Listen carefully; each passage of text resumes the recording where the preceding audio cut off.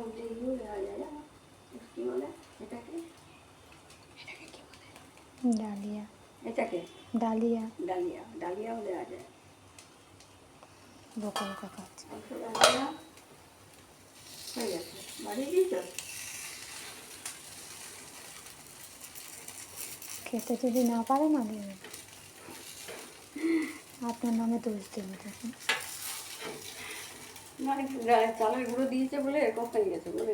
এই যে দেখুন, এই যে তুলেছি, আপনারা সস দিয়ে খেতে পারেন, নালে শুধুও খেতে পারেন, শুধু খেতে পারেন।